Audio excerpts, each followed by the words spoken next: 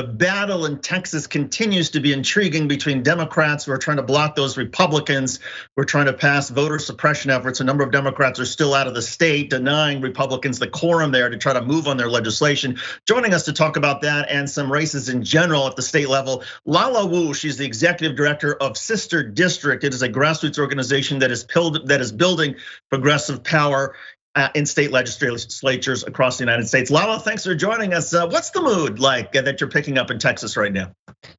The mood is very serious. I think that people are very concerned about the voting suppression bill that Republicans are trying to ram through the legislature. And it's so serious, and folks are taking it so seriously that, as you mentioned, over 50 Democrats walked out and moved and flew to Texas and found their way there because that was the only way that they could break quorum. The only red to blue flip in the 2020 election was Representative Ann Johnson, who represents Harris County, parts of Houston, and Shuster District did support her in her win last year. And she is an incredible leader who's become a leading voice in this fight. And we have had the opportunity to be in close touch with her, to hear what it's like on the ground. And let me tell you, people have really suffered tremendous sacrifices, made a lot of, took a lot of risks to break this quorum, and they are going to be going back to Texas soon to risk arrest, electoral challenges. One woman even had to postpone her wedding. So really, like, this has been a very, very dramatic action that folks have taken because of the importance of the matter. You mentioned Ann Johnson. I believe she was just elected back in 2020. So this is essentially her first term. How is this cutting politically? Is she expecting this to hurt her, the fact that she has left the state, or is it rallying progressives towards her side? The thing is that they are doing, the Democrats, Representative Johnson, as well as the other Democrats, are doing this because this is the right thing to do, because they feel that this is the way that they can make an impact and that they can raise the profile of this issue. I do think that many will see this as a very courageous move and will stand behind Representative Johnson as well as the others. But there is also some risk involved, and that is something that they are willing to do because of the importance of this issue. So what does Shuster District do to try to help somebody like Representative Johnson or other lawmakers that are taking a courageous stand and may face a tough election battle as a result? Absolutely. Representative Johnson, the other Texas Democrats, as well as Democrats across the country in battlegrounds who are fighting these types of voter suppression bills, need all the help that they can get. And so what Shuster District does, as you mentioned, is build progressive power in state legislatures through a variety of methods. The most well-known, that we are most well-known for, is our Cornerstone Field and fundraising program. We've got about 50,000 members all across the country organized into local chapters, and we sister these up like a sister cities concept with 2 to 4 state legislative candidates per year for support.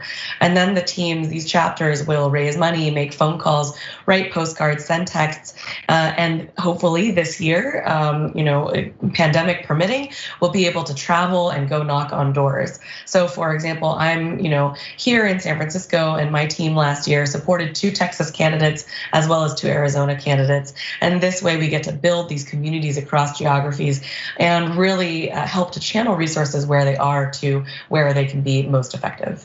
A lot of our viewers may be familiar with the organizing effort for federal elections, presidential elections, state federal elections. Is it different though when you're talking about state legislatures in terms of the messaging or the communications or the community organizing? Yes, state legislatures give you an incredible return on your investment. And so for any folks out there who are thinking about what their next move is in terms of civic engagement, state legislatures are really, really incredible bang for your buck. A lot of times these state races are quite small, maybe 10,000, 20,000 voters total. Oftentimes we see win margins of just 200, 100, maybe sometimes just 13 votes. In 2017, we fell literally one vote short of ending a Republican majority in the Virginia State House of Delegates. And that was literally a single vote, a single representative who was not elected.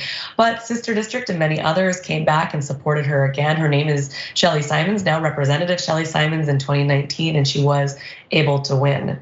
The challenging thing about state legislatures is that they're not as sexy as you kind of alluded to. They're not at this federal level. They don't get all of the headlines, but that's what we're trying to do. We're trying to change something about that because state legislatures are really where the rubber hits the road in terms of policy.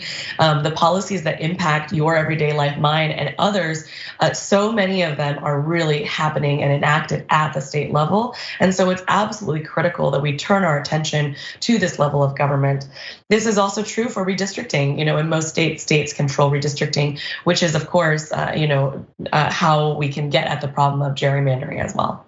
Is it fair to say that the other side, Republicans, are also putting some more of their focus and attention at the state and local level?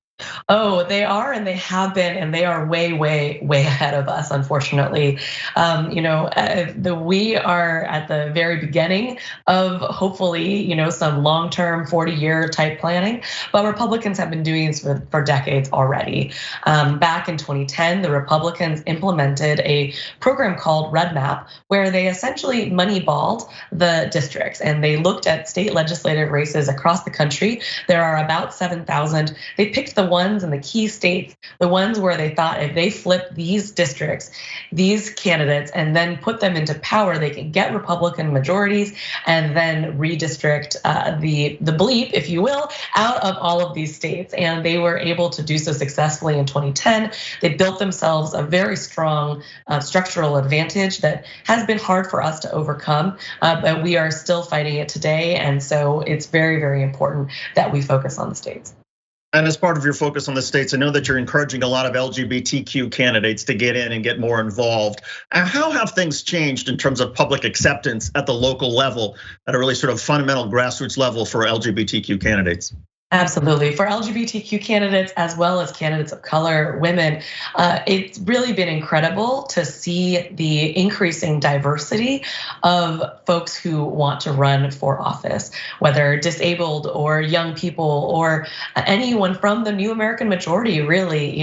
It's been really, really incredible and inspiring to see all of the people who are stepping up. And we're really proud to work with a lot of partners to recruit some of these folks. For example, the LGBTQ Victory Fund, Run for Something, Emily's List, all of these organizations that are both old and new that help to support candidates who are going to be the future and who are going to bring representation to all levels of government to make sure that we can fight back against these racist and disableist voter suppression bills, as well as all of the rafts of other legislation that are very, very harmful to our democracy.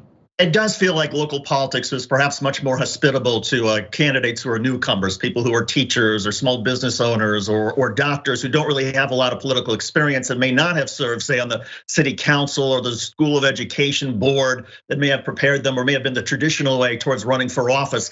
For somebody who is a newcomer to politics at the local level, what's the process in terms of reaching out to an organization like yours to try to enlisting your help and seeing whether this is something they want to do? Absolutely. I encourage everyone to check out sisterdistrict.com. This is where they can learn all about our programs and our opportunities to get involved. If you yourself are thinking about running for office, would suggest you check out our friends Run for Something, especially if you are under 40. That is their specialty. And they've got a variety of programs and opportunities to help.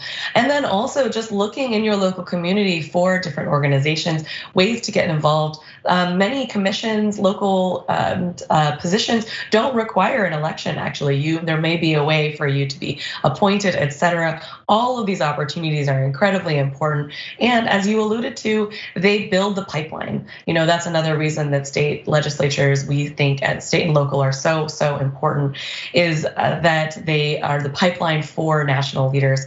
For example, almost half of our past presidents once served as state legislators, and this is where they can learn to govern, learn to win. And it's incredibly important that we get folks of all kinds into this level of government. And for a grassroots organization like Sister District, how do you measure success? Is it purely by how you do at in the elections, or is it sort of the inroads that you're making? It's all of the above. So we are definitely looking at, what is our win rate? Are we winning these races? And we don't always we don't go for a 100% win rate. We want to see something quite a bit lower than that to know that we are working on these tough races. And then we also look for outsized impact. So for example, in 2020, Sister District raised an average of 10% of our candidates' total donations. And we made an average of 34% of their total phone calls, which in a pandemic year is a really remarkable part of their field program. So we're incredibly proud of this. And the fact that over 80%, up to 88%, I believe, of our phone calls and our dollars went to races that were decided by single digit margins. So we at Sister District in particular are really looking and measure success by the kinds of resources that we're driving to these close competitive races. Lala Wu, she's the executive director of Sister District. And Lala, good luck to you, and thanks for joining us. Thanks so much for having me, David. You got it. Thanks for watching the Young Turks. Really appreciate it. Another way to show support is through YouTube memberships. You'll get to interact with us more. There's live chat emojis, badges. You've got emojis of me, Anna, John, JR. So those are super fun. But you also get playback of our exclusive member-only shows and specials right after they air.